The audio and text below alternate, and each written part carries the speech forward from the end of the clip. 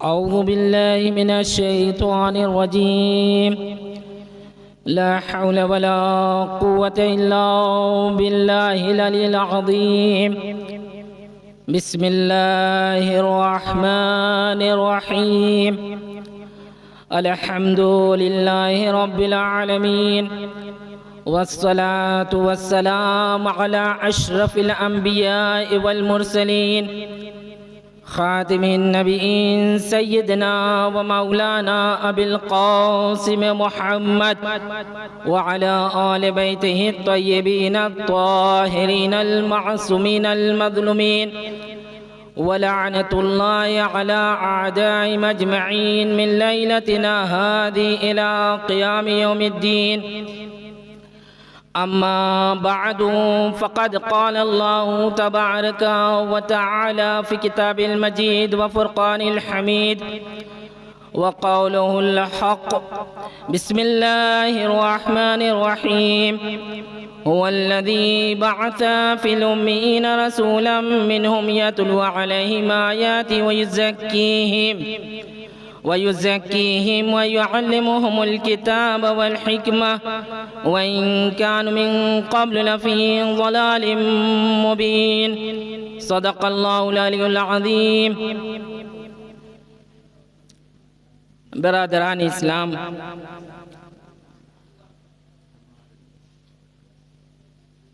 नौजवानों, बुज़ुर्गों, मैंने जिस आय वाफ़िया की तिलावत का शरफ़ हासिल किया, यह आयत बहुत ही मशहूर व मारूफ सूरह जुमा की आयत है, इब्तिदाई आयत। और आज की तारीख़ की मुनासबत से मैंने इस आयत का इंतखाब किया। 27 रजबुल मुरज्जब, इस 27 रजबुल मुरज्जब को बेसत का ऐलान हुआ। रसूल इस्लाम सल्लल्लाहु अलैहि वसल्लम ने अपनी नबुवत का अल्लाह के हुक्म से ऐलान किया। लेकिन बेसत, और इसमें वही है, आप देखें हर इंसान जो भी है, जो चल रहा है, फिर रहा है, इसके अंदर दो चीजें हैं, एक है जिस्म और एक है रूह। बहुत गौर से बातें सुनिएगा। और मैं कुरान से हट के जल्दी बातें नहीं करता हूँ, हदीस भी जल्दी नकलें नहीं करता हूँ ऐसी मजलिसों में और जलसों में, जिससे कि इंसान ही कह सकता है हदीस ये में इख्तिलाफात हैं। कुरान में तो किसी का इख्तिलाफ नहीं है। लिहाजा कुरानी से गुफ्तगू का आगाज़ भी किया हूँ और इसी कुरानी से कुछ बातें बयान करूँगा। तो इंसान दो चीज़ों से जाना जाता है, एक है जिस्म और दूसरे है उस जिस्म को जान देने वाली रूह। और ये याद रखिए कि दोनों बीमार भी होते हैं और दोनों बूढ़े भी होते हैं और दोनों जवान भी होते हैं और दोनों सेहतयाब भी होते हैं। जिस्म है मादी, जिसे मिट्टी, हवा, पानी, आग, यही कहिए, इन्हीं से ये इंसान का जिस्म बना है। और इस आग, मिट्टी, पानी, हवा, इन पे बनाने के बाद इसमें चलने की कुव्वत, सोचने की कुव्वत, गौर व फिक्र करने की कुव्वत, सुनने की कुव्वत, सूंघने की ताकत, देखने की सलाहियत, एक रूह है जिसे अम्र परवरदिगार कहते हैं। याद रखिएगा, अम्र परवरदिगार।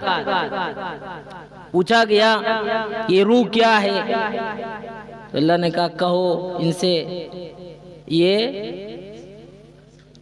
रब का, परवरदिगार का, अल्लाह का अम्र है, हुक्म है। और ये दोनों चीज़ें सेहतयाब भी रहती हैं, बूढ़ी भी होती हैं। लेकिन इन दोनों में से सबसे ज़्यादा अहम जो चीज़ है वो है रूह। और हमारा ताल्लुक जो है ज़्यादा जिस्म से हम रखते हैं। जिस्म को आराम पहुंचाने के लिए एसी घर में लगवा लिए, बढ़िया घर बनवा लिया, गाड़ियां ले ली। अच्छा, आज का दिन है, आप लोग दरूद शरीफ से नवाजिए ताकि तब तक मैं इसे लगा लूँ। दरूद पढ़ दीजिए, दरूद शरीफ।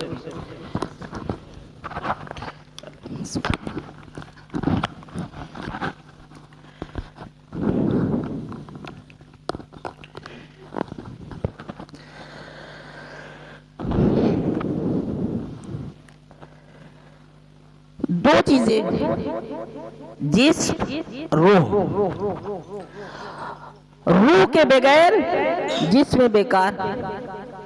जैसे ही जिस्म से रूह निकली, का भाई है तो कह रहे इसे कब्र पहुंचाओ, बेटा है वो भी कह रहे इसे ले जाओ, कोई साथ देने वाला नहीं।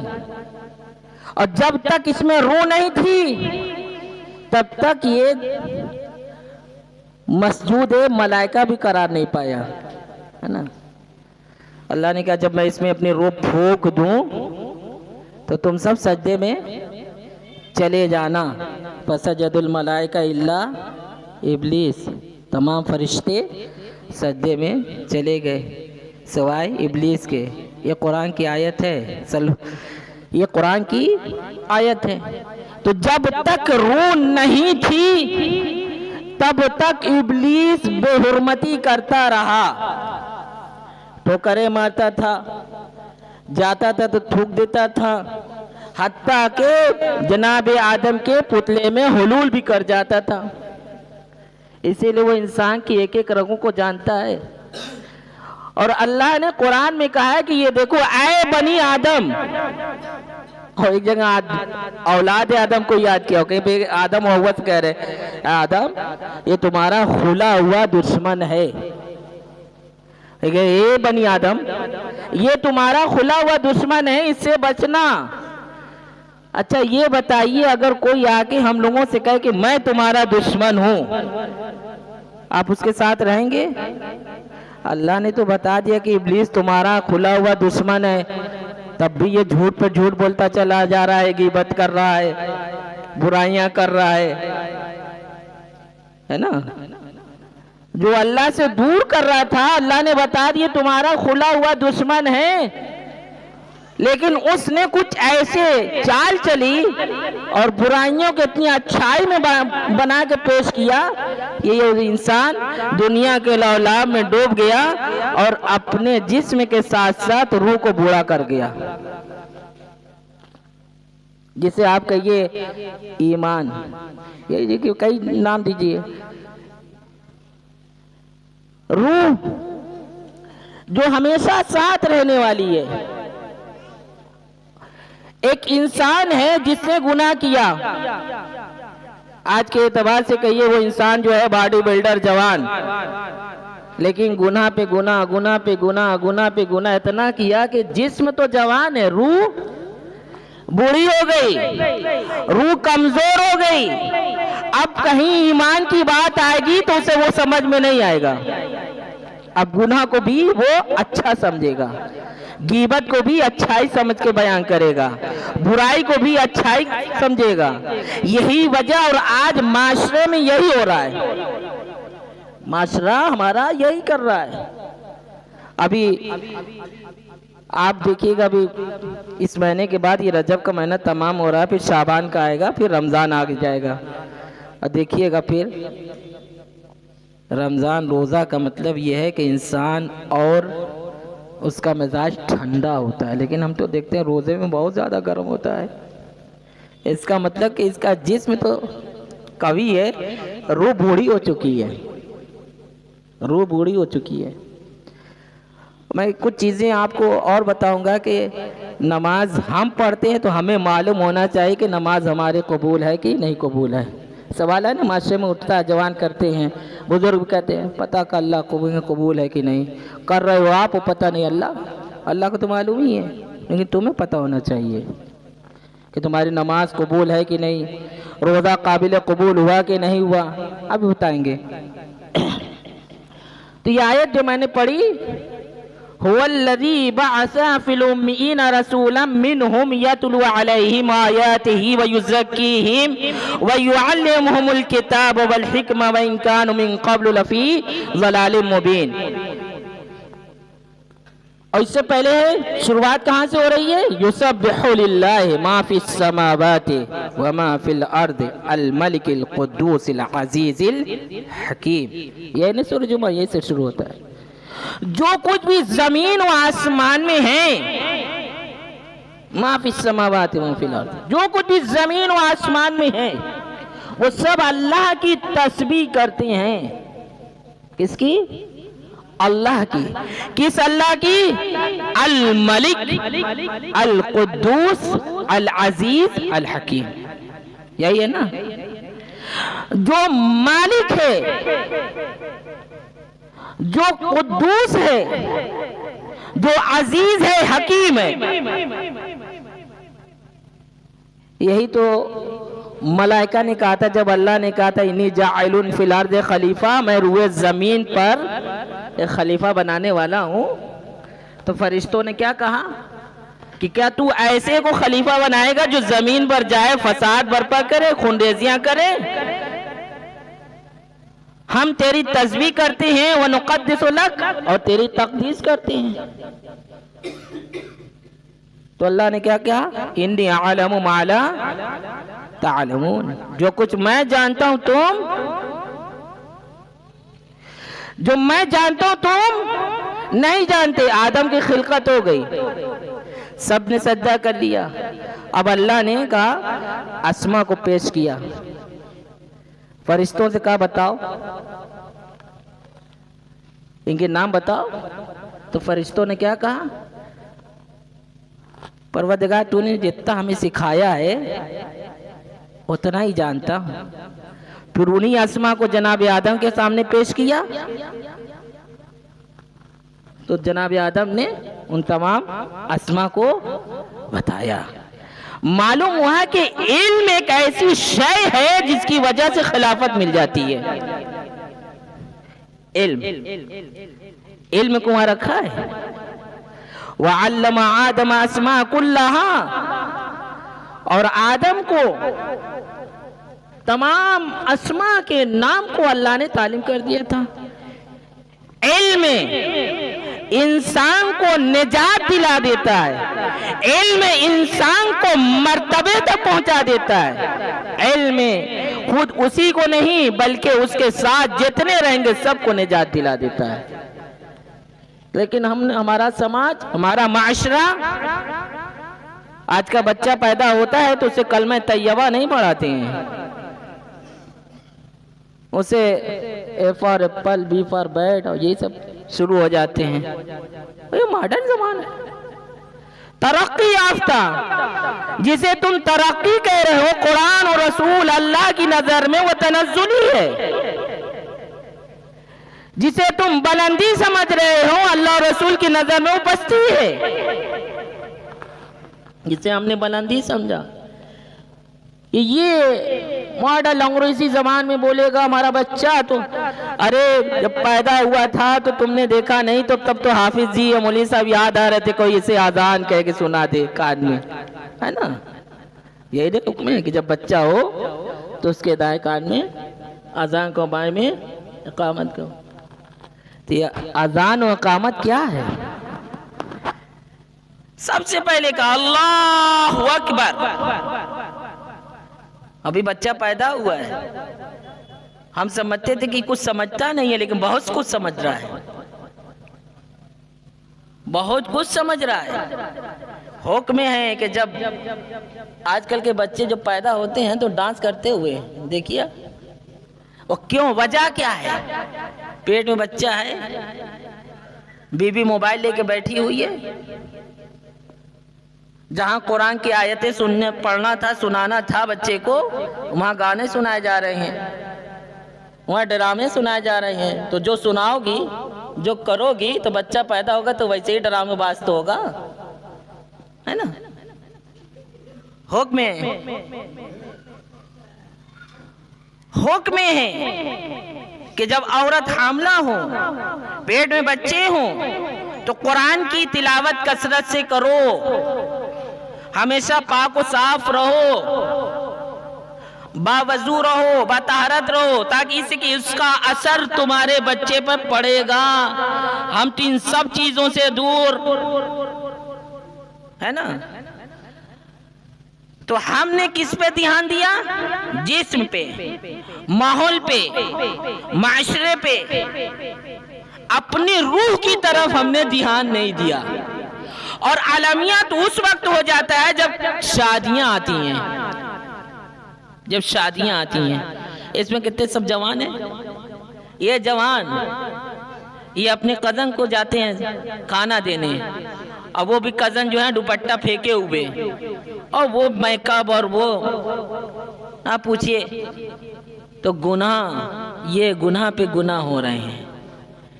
ये इस्लाम नहीं है, ये इस्लाम नहीं है। हमने देखा ये हसीन हसीन चेहरे, ये खूबसूरत खूबसूरत चेहरे, ये जवान, ये ताकतवर जिस्म है, लेकिन रूह इनकी बूढ़ी हो चुकी है, रूह इनकी बूढ़ी हो चुकी है। और इतनी बूढ़ी हो गई है कि अब इनके सामने कुरान की बातें जब पढ़ी जाती हैं तो वो भी समझ में नहीं आती। इसे तुमने कुरान को समझा था कि ये किताबों में है, सिर्फ ये नुकूश है, नहीं अजीजों, ये कुरान नूरानी एक मखलूक है, नूरानी मखलूक है। अल्लाह नूरुस समावाति वल अर्ज़, अल्लाह ज़मीन व आसमान का नूर है। तो इस नूर को समझने के लिए पहले अपने को नूरानी बनाओ, इस नूर को कबूल करने के लिए अपने दिल को नूरानी बनाओ। और जब दिल नूरानी होगा तो कुरान समझ में आएगा, दिल नूरानी होगा तो रसूल समझ में आएंगे, दिल नूरानी होगा तो वहदानियत समझ में आएगी। और जब तक अपने अंदर सुधार और अपने तज़किया, अपने नफ्स को पाक व पाकीज़ा नहीं करोगे तो ना इल्म हासिल होगा, ना कुरान तुम्हें हासिल होगा। पढ़ लेना और है, रट लेना और है, लेकिन उस कुरान से हमें सीखना ये और है। तो रसूल ने यहाँ आए क्या, किस लिए? हुवल्लज़ी, जो कुछ भी जमीन व आसमान में है सब तस्बीह करते हैं, किसकी? अल्लाह की। अब हमारी क्या जरूरत थी तस्बीह करने की? और अल्लाह ने इस इंसान को अशरफुल मखलूक़ात करार दिया है, यानी ना इससे अशरफ मलाइका है, ना इससे अशरफ जिन्नात हैं, ना इससे अशरफ कोई मखलूक है। अशरफुल मखलूक़ात में जो है वो इंसान है। लेकिन यही इंसान जब अपने आमाल को इतना खराब कर देता है तो फिर कुरान ही आवाज देता है तो ये जानवर है, ये चलती फिरती हुई लाशें हैं। ये कोई मैं हदीस नहीं पढ़ रहा हूँ, कुरान का तर्जुमा। ये चलती फिरती लाशें हैं, ये जानवर हैं, और बल्कि जानवर से भी गए गुजरे हैं। क्यों ये कहा? और फिर यही कुरान है जो कहता है कि ये इंसान अशरफुल मखलूक़ात है, मलाइका से भी अफजल है। कभी आपने गौर व फिक्र किया कि इस इंसान को जानवर से भी बदतर और मलाइका से भी अफजल कह दिया? तो दो सबब है। इंसान के पास अक्ल भी है, नफ्स भी है, और जानवर के पास नफ्स है, अक्ल नहीं है। और फरिश्तों के पास अक्ल तो है, नफ्स नहीं है। लेकिन इंसान, अब वहां जब नफ्स नहीं है तो गुनाह का इम्कान ही नहीं, खाली अक्ल ही अक्ल, तो गुनाह का इम्कान नहीं। जानवर के पास नफ्स है, अक्ल नहीं है कि जो नफ्स को रोके, लिहाजा उनके यहाँ कोई नहीं। इस इंसान के पास दो चीजें हैं, अक्ल भी है, नफ्स भी है। जिस इंसान की अक्ल है उसके नफ्स पर गालिब आ जाए तो कहा गया कि ये फरिश्तों से अफजल है, इसलिए कि इसने नफ्स का गला घोटा। और जिस इंसान का नफ्स उसकी अक्ल पर गालिब आ जाए तो कहा गया कि जानवर से भी बदतर है, इससे कि जानवर के पास तो अक्ल नहीं थी, तुम्हारे पास तो अक्ल थी, तुमने अक्ल से क्यों नहीं इसको मारा? तो समझे आप? तो ये है इंसान। और नफ्स का मारना इंसान के लिए बहुत जरूरी है। आपको हम बताएं, तारीख के इस्लाम में जब जाइए, जंगें देखिए, बूढ़े बूढ़े असहाब, बूढ़े बूढ़े बूढ़े बूढ़े। आजकल तो इंसान आप देखते हैं 65 साल 60 साल में झुक जाता है, कमज़ोर हो जाता है। बल्कि अब तक को तो मेरे पास देखिए, मैं तबीब भी हूँ, हकीम भी हूँ, तो इसे मैं जानता हूँ। अक्सर जवान आते हैं जो 40 के अंदर के, उनकी भी कमरे हैं और बूढ़ों से भी खराब है। कुछ बूढ़े ऐसे भी आते हैं जिनको मैं नफ्स देखता हूँ तो जवानों से अच्छे हैं, है ना। उस जमाने बूढ़े बूढ़े असहाब।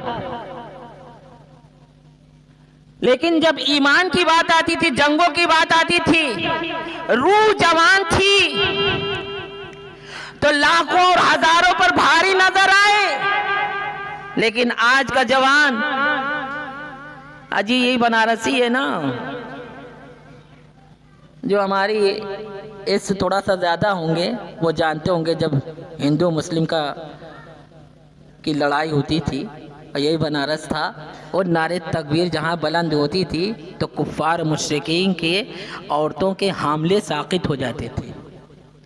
हमल बच्चे आज आप लगाइए, हिंदू चढ़ के मारने आ जाएंगे। ये क्या हुआ? वजह क्या हुई? ये ताकत कहाँ गई? ये अजमत, ये शोहरत, ये फजीलत, ये कुव्वत, ये आपकी कहाँ गई? कभी गौर और फिक्र हमने किया नहीं। लेकिन जब गौर और फिक्र कीजिएगा तो उसका यही सबब मिलेगा कि हम हराम कारियों में ज्यादा से ज्यादा मुब्तला हो गए हैं।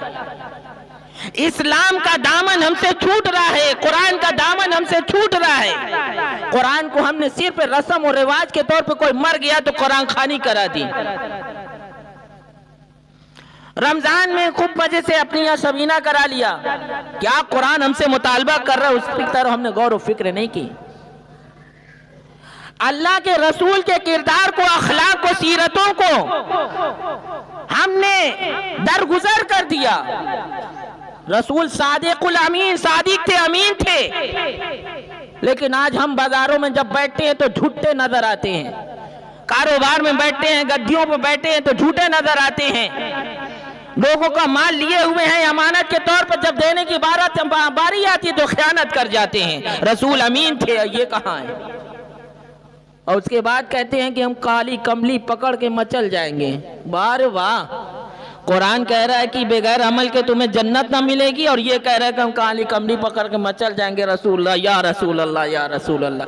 जबानी दावा काफी नहीं अजीजों, ये गुमराही है जो ये कहते हैं। अमल चाहिए, अमल चाहिए, किरदार चाहिए, अखलाक चाहिए, आदाब चाहिए। अगर अखलाक व आदाब व सीरतें हैं, अगर आपने अपने को कुरान के रंगों में ढाला है, इस्लाम के साँचे में अपने को ढाला है, रसूलुल्लाह की सीरतों को अपनाया है, तब तो आपका या रसूल अल्लाह कहना कबूल, आपका अल्लाह अकबर कहना कबूल, आपकी नमाज कबूल, आपके रोजे कबूल। लेकिन अगर इससे आपने रूगर्दानी की तो आप नमाज पढ़ा कीजिए, ये टक्कर होगा, कसरत होगी, नमाज नहीं होगी। रोजा रखा कीजिए, भूख और प्यास तो होगी, रोजा नहीं होगा। पढ़ दूं आयत, इन्नस्सलाता तन्हा अनिल फहशाए वल मुनकर। पूछते हैं ना, हमें मालूम नहीं मौलवी साहब हमारी नमाज कबूल हुई कि नहीं। पता का अल्लाह जाने, अल्लाह तो जान ही रहा है, लेकिन तुम्हें भी बताएगा। याद रखिए, कुरान ने, इस्लाम ने, रसूल ने, अल्लाह ने कोई बात छुपा के नहीं रखी है, इसी दुनिया में बताएगा। क्या कह रहा है? नमाज के सिलसिले से ये आयत है, इन्ना सलात तन्हा अनिल फहशाए वल मुनकर, बेशक नमाज बुराइयों से, फहश मुनकर से तुम्हें बचाती है, रोकती है। जरा अपनी नमाज से पहले वाली जिंदगी को देखो और नमाज पढ़ने के बाद वाली जिंदगी को देखो। अगर नमाज से पहले तुम झूठ बोलते थे, गीबतें करते थे, चुगलखोरियां करते थे, बुराइयां करते थे, ज़नाकारियां करते थे, जुआ खेलते थे, नामहरमों की तरफ देखते थे, और नमाज जैसे ही तुमने कहा अल्लाहु अकबर, अपने को उसके सामने जब तुमने हवाले कर दिया कि परवरदिगार तेरी जात है, हम कुछ नहीं, हम तेरे बंदे हैं, जैसे ये कहा नमाज तमाम हुई, सलाम फेरा। अब जब मस्जिद से निकले या मुसल्ले इबादत से हटे तो अब बाजार में जो जा रहे हो तो देखो कि गीबत चल रही कि नहीं, बुराई चल रही है कि नहीं, चुगलखोरियां हो रही है कि नहीं। अगर तुम्हारे वजूद से ये सब चीजें खत्म हो गई तो समझ जाना कि तुम्हारी नमाज काबिल कबूल है। और लिख लो, ये मैं मौलवी इश्तियाक नहीं, ये कुरान की आयत कह रही है, और कुरान की आयत का मतलब अल्लाह कह रहा है।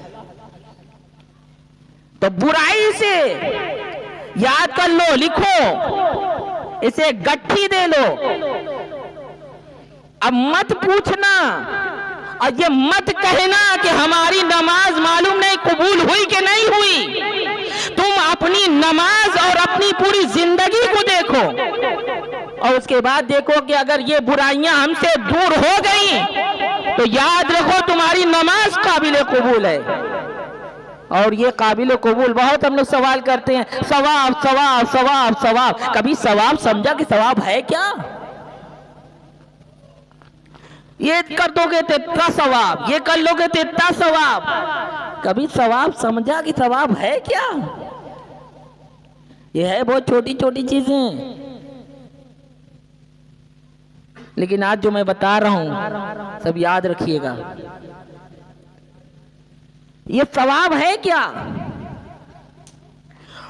हमने नमाज के लिए क्या कहा? कुर्बतन इलल्लाह, अल्लाह के तकर्रुब के लिए मैं नमाज पढ़ रहा हूं, जैसे उससे हुक्म दिया, यानी कुर्ब इलाही, रज़ा इलाही, ये हासिल करने के लिए हमने नमाज पढ़ी। अगर तुम्हें रज़ा इलाही, तकर्रुब इलाही मिल गया तो यही सबसे बड़ा सवाब है, यही सबसे बड़ा सवाब है। सवाब जन्नत नहीं है, सवाब कौसर नहीं है, ये तो इस सवाब का नतीजा है। सवाब सबसे बड़ा ये है कि वो मिल गया, उसका तकर्रुब हासिल हो गया।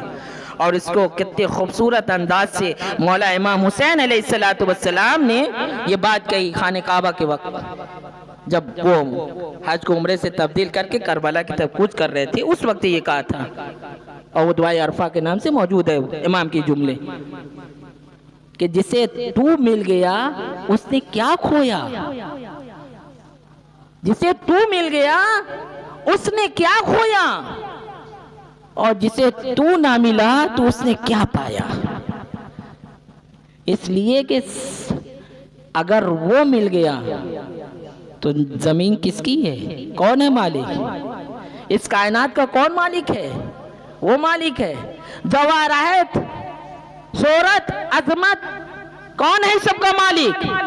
अल्लाह। इमाम ने कहा, क्या कहा कि जिसे तू मिल गया उसने सब कुछ पा लिया, यानी जहां अल्लाह का तकर्रुब मिल गया वही जन्नत है, वही कौसर है, वही शोहरत है, वही अजमत है, वही फजीलतें हैं, वही बुलंदियां हैं।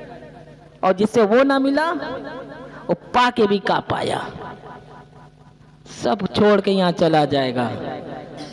मरेगा तो औलाद पहले कफन और दफन का इंतजाम बाद में करेगी, पहले तिजोरी की चाबी ढूंढेगी। हो रहा है। पैसा कहाँ है बाप का, दौलत कहाँ है, बाद में दफन किया जाएगा, पहले इसमें माल पे। तो जो तुमने जमा किया था इनके लिए, ये तुम्हारी औलाद भी तुम्हारा साथ नहीं दिया। तो अजीजों, बुजुर्गों, ये दुनिया के चक्कर में ना पड़ो। ये दुनिया तुम्हें ललचा देगी, कुछ ना मिलेगा। वहां के सामान को, वहां के असास को तैयार करो जो तुम्हें साथ देने वाला है। आप हमारी तरफ मुतवज्जे रहिएगा। अभी तो मैं समझिए कि इब्तिदा किया हूँ और अपने उस्ताद का भी इसी में पढ़ूंगा। मौलाना गुलाम नबी साहब हमारे उस्ताद हैं और बुजुर्ग हैं, वो आए नहीं है तो आधा घंटा वो, आधा घंटा मैं, तो 1 घंटा हो गया।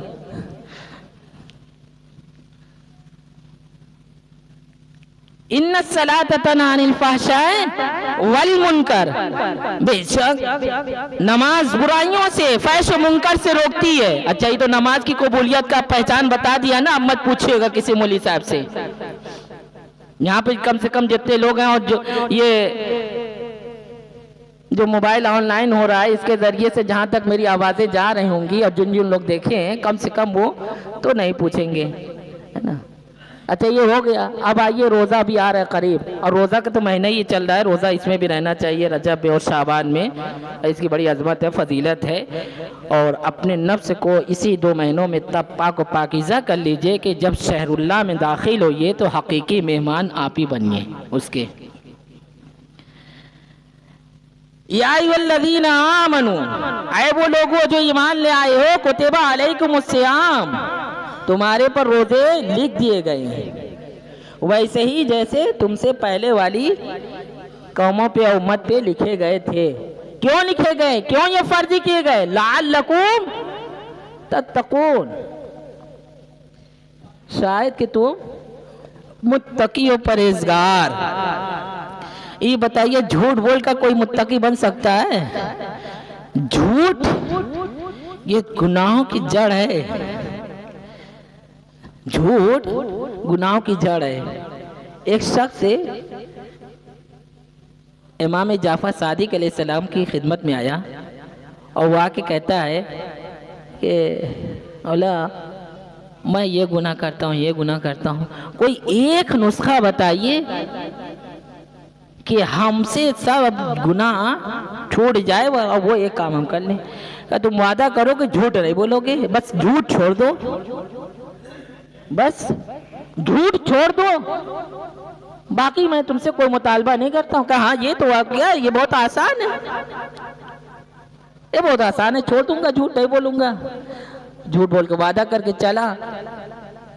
अब सोचा कि चले शराब खाने में, तो कहा अगर रास्ते में कोई मिल जाएगा और झूठ नहीं बोलने का वादा है, वो देखिए हमारे जैसा तो मुसलमान नहीं था जबान का बड़ा धनी। मुसलमान का मतलब ही है कि जबान से जो वादा कर ले अल्लाह की बारगाह में, तो उस वादे से पीछे ना हटे।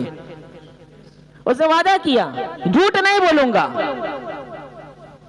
अब चला शराब पीने। कहा अगर शराब पीने जाएंगे और रास्ते में कोई मिलेगा, पूछ बैठा कि भैया तुम कहाँ जा रहे हो, तो क्या उससे कहूंगा कि मैं खाने जा रहा हूँ, शराब खाने जा रहा हूँ, शराब पीने। तो जहां ये कहूंगा तो बड़ी बेइज्जती होगी। अल्लाह मियां से इंसान नहीं डरता ज्यादा ये पब्लिक से डरता है। वो क्या कहेंगे लोग, वो लोग क्या कहेंगे ये मत देखो, ये देखो कि वो क्या कहेगा तुम्हें, वो क्या कहेगा। उधर झूठ, ये शराब छूट गई, जुआ की तरफ बढ़ा, कहा कोई मिलेगा तो क्या कहेंगे, सब जुआ भी उसका छूट गया। आया अब जो है झूठ छोड़ा, सारा गुना उससे रुखसत। या तो ये तो इंसान था, ये भी मुसलमान था, और आज का मुसलमान रोजा रख के भी झूठ, रोजा रख के भी झूठ। और गद्दीदार तो बहुत ज्यादा झूठ बोलते हैं, मैं खूब जानता हूँ। अच्छा, ऐसा है नहीं कि हम भी उसी में के हैं, कारोबार करते हैं जिसे हम जानते हैं। कुछ लोग तो ऐसा है, कहते हैं कि मौलवी साहब कारोबार में झूठ जायज़ है। कतन जायज़ नहीं है, झूठ कहीं जायज़ नहीं है, झूठ जायज़ नहीं है। झूठ बोल के तुमने कारोबार किया तो गोया कि तुम्हारे पास जो माल आया वो हराम का आया। अब वही माल हराम का खाओगे, बच्चों को खिलाओगे, तो फिर तुम्हारा बच्चा कैसा होगा? वैसा ही ना होगा कि जब उसकी तुम शादी कर लोगे तो वो तुम्हें मारेगा अपनी बीवी के साथ, इससे कि तुमने उसे हलाल कमाई नहीं खिलाई, पाको पाकीज़ा रिज़्क़ खिलाया ही नहीं। और फिर उसके बाद उन्हीं से क्या करे, अब शिकवा शिकायत, और यहाँ पंचायत वहाँ पंचायत, ये सरदार वो सरदार। अरे उस सरदार उदार से नहीं सुधरेगा।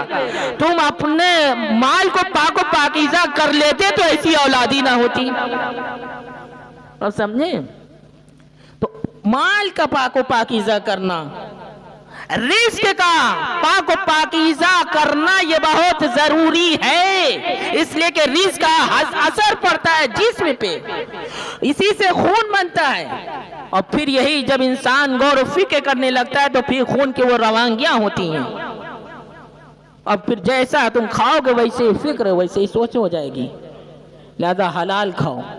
इसीलिए रसूल की क्या इस बात कही, हुवल्लज़ी बअसा, पाकीज़ा वही जात के जिसने एक रसूल भेजा, उम्मीन उसी मक्के में, मिनहुम जो उन्हीं मक्के का रहने वाला था, उन्हीं में से एक रसूल भेजा। इसका काम क्या है, यतलू अलैहिम आयातिही, ये लोगों पर आयतों की तिलावत करता है। आयात इलाहिया की तिलावत, रसूलुल्लाह की बेइज्जत का पहला मकसद जो है आयात इलाही की तिलावत। दूसरा वयुज़क्कीहिम, लोगों के नफ्सों को पाकीज़ा करता है, यानी कुफ्र से निकालेगा, ईमान की तरफ लाएगा, जुल्मत से निकालेगा, नूर की तरफ लेकर आएगा। ये कौन, मोहम्मद मुस्तफ़ा सल्लल्लाहु अलैहि वसल्लम। ये दो काम हो गए। पहला काम आयात इलाहिया की तिलावत, दूसरा काम नफ्सों को पाकीज़ा करना। अब उसके बाद वयुअल्लिमुहुमुल किताब वल हिकमा, किताब और हिकमत की तालीम देना। तीसरी मंजिल जो आई, किताब और हिकमत की तालीम, यानी इल्म से पहले तज़किया करना पड़ेगा। इल्म हासिल करने से पहले नफ्सों को पाक करना पड़ेगा ताकि इल्म हकीकी हासिल हो। और आज हम झूठ पे झूठ बोले जा रहे हैं, कुरान पे कुरान पढ़े जा रहे हैं, तो कुरान कहाँ हिदायत करेगी। इस हिदायत लेने के लिए भी पाक और साफ होना चाहिए। हम लोग को शरबत अगर बनाते हैं और गिलास में रख, देखो गिलास पाक रहे, साफ रहे, कहीं शरबत ना खराब हो जाए, कहीं चाय ना खराब हो जाए, बर्तन साफ होना चाहिए, ये ध्यान देते हैं ना। तो आपने इस कुरान को यहाँ पहुंचाना, इस दिल में, इस रूह में पहुंचाना है, इस कुरान की तालीमात को हासिल करना है, तो तज़किया नफ्स हुआ या नहीं। अगर तज़किया नफ्स से नहीं हुआ तो कुरान नहीं सुनाई देगा, कुरान नहीं समझ में आएगा। पहले किताब और हिकमत की तालीम से पहले क्या रखा, तज़किया नफ्स। यही वजह है कि जो इस्लाम को छोड़कर इल्म हासिल करती हैं वो दहशतगर्द बनते हैं, आतंकवाद बनते हैं, देशद्रोही बनते हैं। लेकिन जो इस्लाम के दामन में आते हैं, तज़किया नफ्स हासिल करके फिर इल्म हासिल करते हैं, तो फिर वो कुर्बानी भी देते हैं, वो दीन की भी हिफाजत करते हैं, मुल्क की भी हिफाजत करते हैं, और अपनी जान देकर लाखों की जानों को बचा लिया करते हैं। क्यों? इसलिए कि इनका दिल नूरानी हो चुका है, इनका दिल, इनका नफ्स से पाक व पाकीज़ा हो चुका है। ये तीसरा काम था रसूलुल्लाह का। वइन कानू मिन क़ब्ल लफ़ी ज़लालिम मुबीन, अगरचे इससे पहले लोग खुली हुई गुमराहियों में मुब्तला थे, और इतना मुब्तला थे कि बेटी को नहीं समझते थे, जिंदा दरगूर कर दिया करते थे, बेटा माँ को नहीं समझता था। यह आलम था। लेकिन इस आलम में रसूल इस्लाम ने 40 साल तक अपने अखलाक को, अपने किरदार को, अपनी सदाकतों को, अपनी अमानतदारी को पेश किया है। जबकि अभी इस्लाम का ऐलान नहीं हुआ है, बेइज्जत का ऐलान नहीं हुआ है, लेकिन वो कुफ्फार कुरैश जो एक ऊंट के चक्कर में सैकड़ों साल जो है जंगे किया करते थे, उनके दरमियान ये आया और अखलाक ऐसा पेश किया किरदार ऐसा पेश किया कि वो अरब, वो कुफ्फार मुशरिकीन वो कहने लगे कि ये मोहम्मद सादिक है, ये मोहम्मद अमीन है। वो खयानतदार इंसान अमानत अपनी रसूल के यहाँ रखते थे, मोहम्मद मुस्तफ़ा के यहाँ। आप समझ रहे हैं, वहां रखते थे।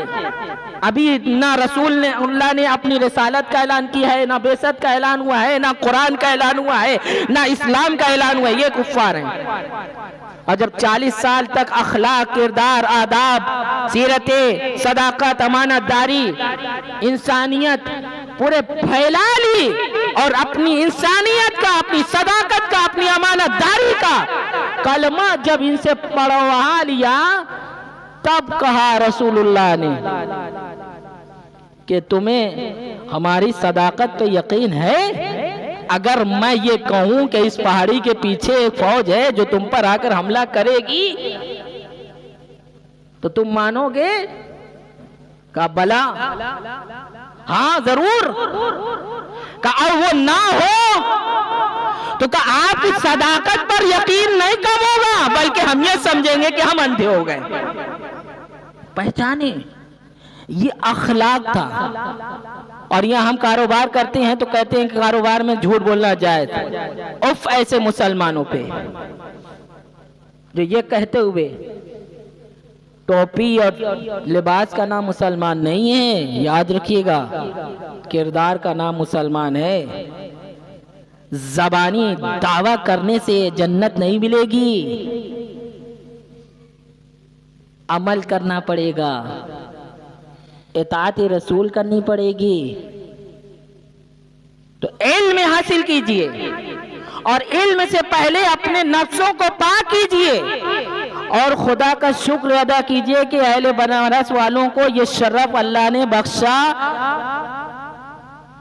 कि तमाम फिरके के लोगों के एक मंच पर लाके खड़ा कर दिया।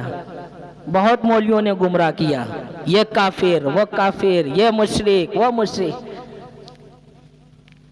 अब कोई कह सकता है? सब झूठ था, सब झूठ था, खाली अपना जेब गर्म करने के लिए था, बस कुछ नहीं था। दीन को, इस्लाम को इन्होंने समझा ही नहीं। अभी कैसे मुफ्ती साहब ने बतलाया ना कि एक कौम दूसरी कौम का मजाक ना उड़ाओ, शायद कि वो तुमसे अच्छे हों। अगर हम एक कौम का, एक मुसलमान जो कलमा गो है, उसको हम काफिर कहें तो इस आयत के खिलाफ काम हो रहा है कि नहीं? क्या फतेह मक्का भूल गए? रसूलुल्लाह ने फतेह मक्का जब हुआ है सन 8 हिजरी में तकरीबन, तो कहा जिसकी जबान पे कलमा जारी है उसे न मारना, और जो बैत अबू सुफियान में पनाह लिए हुए है उसे ना मारना। रसूलुल्लाह ने कहा था कि दिल से माना है या नहीं? ये जबान पे, जबान पे, जबान पे। और यहाँ हम क्या कह रहे हैं बड़े बेधरल्ले से, यहाँ अब तो आलमिया ये हो गया है कि अगर बरेली देवबंदी के पीछे नमाज पढ़ ले तो क्या उसका निकाह टूट जाता है ना? नमाज जनाजा में शिरकत कर ले तो निकाह टूट जाए, कोई निकाह पढ़ा दे तो निकाह टूट जाए। ओ भैया, क्या वो कलमा तैयबा के अलावा कुछ पढ़ा था क्या? क्या वो कुरान की तालीमात के अलग कुछ पढ़ा था क्या? इतना कमजोर तुम्हारा निकाह ये है या नहीं? दीन से मजाक, इस्लाम से मजाक बना लिया खाली अपनी जेब गर्म करने के लिए। मैं बहुत हर जिद्दी, अल्हम्दुलिल्लाह 14वां जलसा मेरे साथ हुआ है तो ये 17वां, लेकिन मैंने तकरीबन 13-14 जलसे में, और ये बात मैं हर जगह कहता हूँ, हर जगह कहता हूँ, सब मुसलमानों को अलग करने की एक साजिश है कि कभी मुत्तहिद हो ना, ताकि अमेरिका और इस्राइल मुसलमानों पर कब्जा करे और मुसलमानों को मारता रहे। और वही हालत यहाँ हिंदुस्तान में भी वही हुई है। यहाँ भी वही हालत हुई है। आज जो मुसलमान पीटे जा रहे हैं, कूचे जा रहे हैं, उसका सबब यही है। भैया मैंने एक जुमला कहा था, बजटियाँ अहले हदीस की जैसे ही हैं, वहाँ भी एक तकरीर हुई थी, सबसे पहले वहीं हुई थी, और मौलाना जुनैद साहब भी वहाँ थे। वहाँ भी मैंने ये बात कही थी, उन्होंने मेरी बातों को कोट भी किया और बड़ा सराहा कि मुसलमान, एक मुसलमान दूसरे मुसलमान को काफिर कहता है। एक काफिरी है जो मुसलमान को मुसलमान समझता है, समझे? मुसलमान मुसलमान को काफिर कह रहा है, और एक काफिरी है जो तमाम मुसलमान के जितने भी फिरके हैं सबको मुसलमान कहता है। वो ये कहेगा कि मारते वक्त कि तुम शिया हो कि सुन्नी हो कि देवबंदी हो कि बरेली है, वो तो ये कहेगा मुसलमान है, मारो। तो इतनी भी मुसलमानों की गैरत गई गुजरी है कि काफिर तो मुसलमान को मुसलमान समझे, ये मुसलमान मुसलमान को काफिर कहे, समझते हैं? ये हाल है। तो हटिए इन फिक्रों से, इन बातिल फिक्रों से, इन सोच से हटिए। इस्लाम के मानने वाले, कुरान के मानने वालों, इनकी फिक्र बड़ी बुलंद होनी चाहिए। ऐसी फिक्र होनी चाहिए जो रसूलुल्लाह की फिक्र थी। जबान पे कलमा जारी है, छोड़ दो, ना मारना। बैत अभी सुफियान में जो पना लिए हैं उनको ना मारना। आज हम क्या कर रहे हैं? मस्जिदें धोल दी जाती हैं, अब बनवाते वक्त अल्लाह की मस्जिद, और जब बन के तैयार हो गई तो देवबंदी की मस्जिद, बरेली की मस्जिद, हनफी की मस्जिद, तो अहले सुन्नत की मस्जिद, तो अहले तशय्यो की मस्जिद। तुम्हारे बाप की है?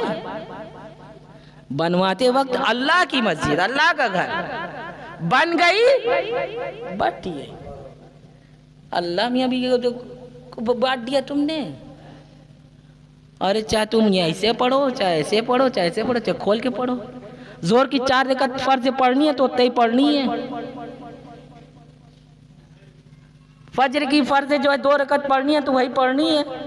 ऐसा तो है नहीं कि फज्र में जो है शिया की 4 रकात फर्ज है, अहले हदीस की 3 रकात है, अहले सुन्नत की जो है 5 रकात है। ऐसा तो है नहीं। सबके जो फर्ज है वही फर्ज है। भैया फर्ज में कोई इख्तिलाफ नहीं, तो जहां इत्तेहाद है वही इत्तेहाद कर लो, जो इख्तिलाफात है उसे दूर रखो। सलवात पढ़ दीजिए, यानी दरूद पढ़ दीजिए एक मरतबा।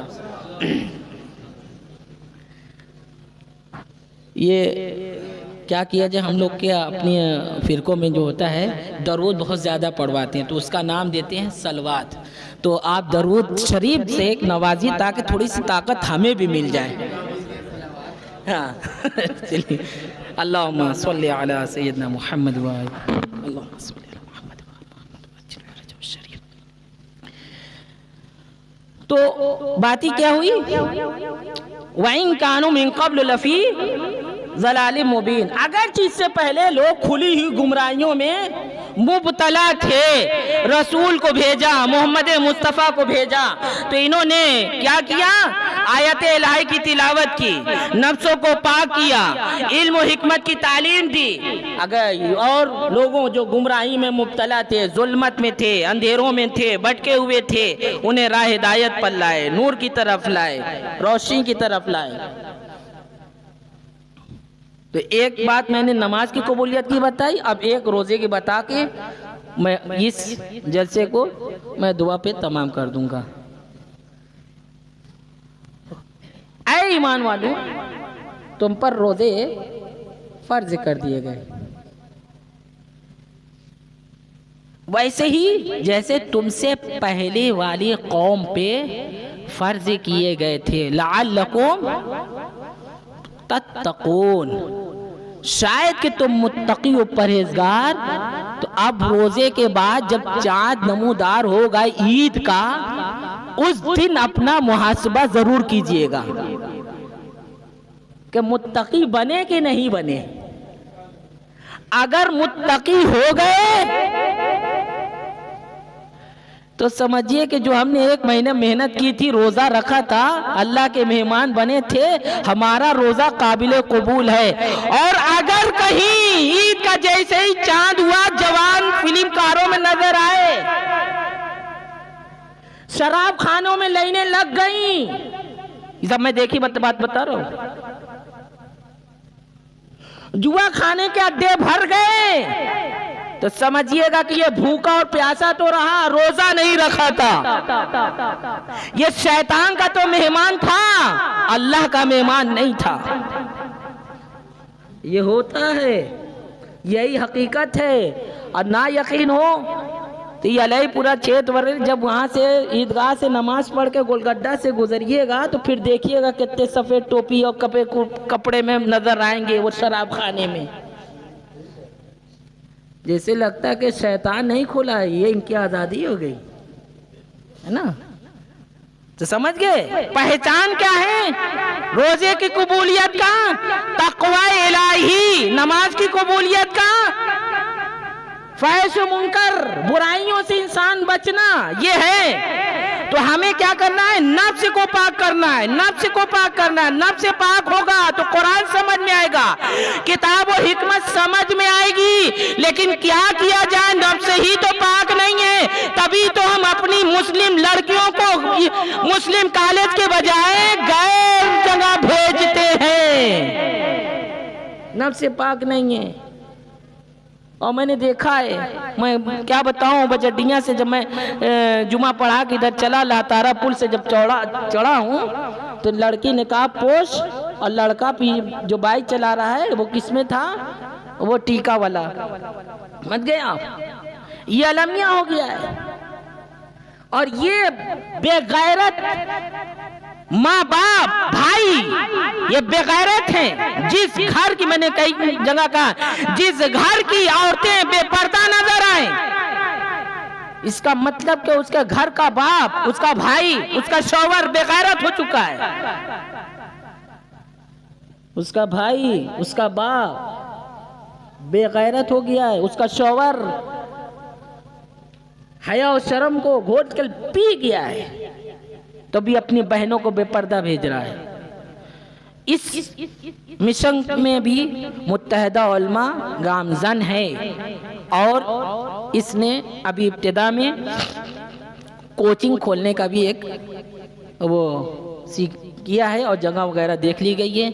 लिहाजा आप अपने बच्चों को, बच्चियों को इनकी कोचिंगों में भेजिए, कहाँ हैं, कैसे हैं। और आप हजरात से गुजारिश भी है कि आप इस मुत्तहिदा उलमा काउंसिल का दिरहमे सोखाने हर एतबार से इसका ताउन फरमाइए, ताकि इसका जो मिशन है, एक बड़ा कॉलेज, एक बड़ा हॉस्पिटल और कौम के जो मिली मसाइल हैं उन सब को हल करना इसने अपने ज़िम्मे लिया है। लेकिन इन सब के लिए रकम दरकार है, और कौम का ताउन सिर्फ पैसे से नहीं, हर एतबार से इसका ताउन ज़रूरी है। और ये हर फर्द पर वाजिब है।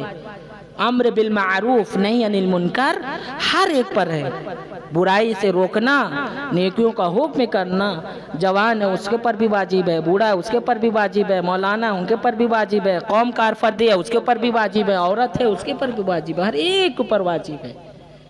तो इसमें जो अमीनुद्दीन साहब इसके वो कन्वीनर हैं, उनसे भी रब्ता कीजिए कि कहाँ वो जगह हैं, कहाँ हम अपनी बच्चियों को, और अपनी बच्चियों को ज़्यादा कोशिश कीजिए, रब्ता कीजिए इनसे, ताकि आपकी बच्चियां जो गैर जगह जा रही हैं, जहाँ से वो ख़राब हो रही हैं, वहाँ ना जाकर सेफ्टी जगह पे वो पहुँचें, और सेफ्टी जगह पे पहुँचकर वो तालीम हासिल करें।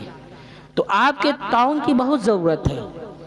यहाँ पे वो लोग होंगे, इसका एक फार्म भी है, इसके मेंबर भी बनिए, कसरत से मेंबर बनिए, बहुत ज़रूरत है। अगर एक एक रुपये से भी अगर इंसान मेंबर बने तो बहुत काम हो सकता है। और अल्हम्दुलिल्लाह जितनी जगह भी ये प्रोग्राम हुआ, मैं आप लोग से पूछता हूँ, आपने 3 उलमा को यहाँ सुना, तीनों में क्या आपने पाया? किसी ने कोई लड़ाई की बात की? सब ने इस्लाही की बात की, सब ने इत्तेहाद की बात की, सब ने इत्तेफाक की बात की। ये अच्छी चीज़ है कि बुरी चीज़ है? अच्छी चीज है।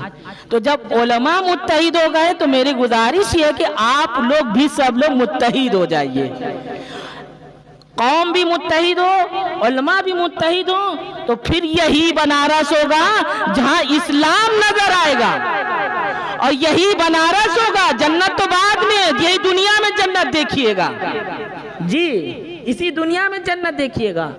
इस्लाम का एक कानून ऐसा कानून है कि अगर इसे फॉलो कर लिया जाए तो जन्नत का नजारा यही नजर आएगा।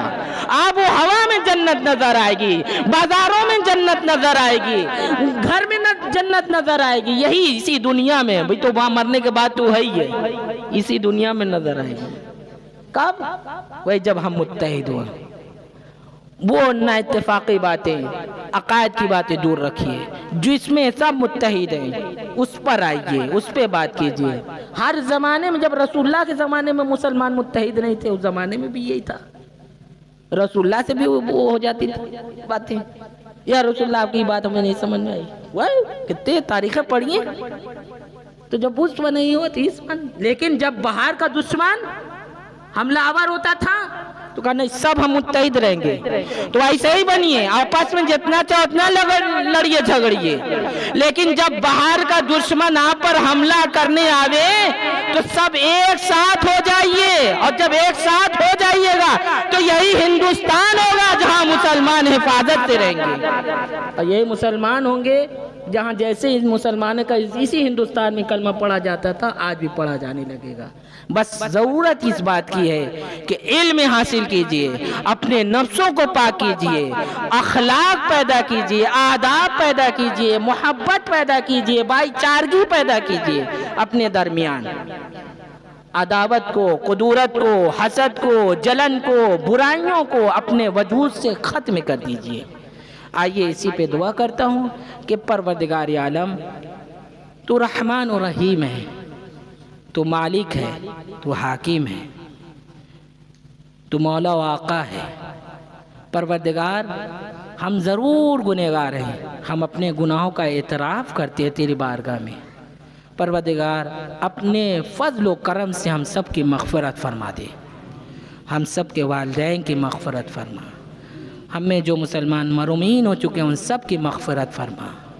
परवरदिगार, जो मुसलमान परेशान हाल हैं उनकी परेशानियों को दूर कर दे, जो मोहताज हैं उनकी मोहताजगी को दूर कर दे, जो रिज़्क़ के मोहताज हैं परवरदिगार उनसे रिज़्क़ में वसअत फरमा, जो बेरोज़गार हैं रोज़गार फरमा।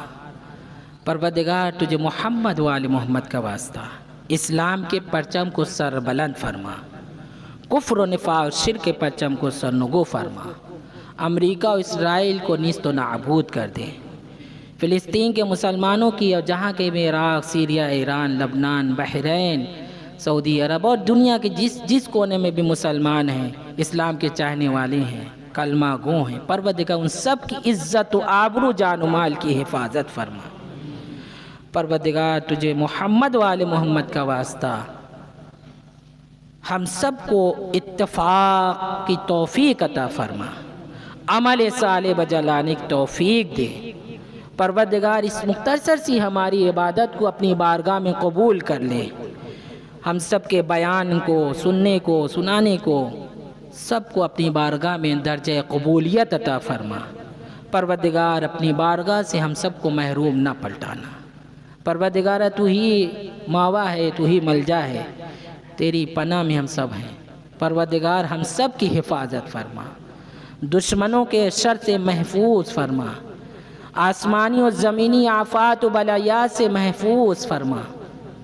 परवरदिगार, फिर तुझसे यही दुआ करूँगा कि हम सब की मग़फ़िरत फरमा दे, हम सब के महरूमीन की मग़फ़िरत फरमा, तमाम मुस्लिमीन की मग़फ़िरत फरमा।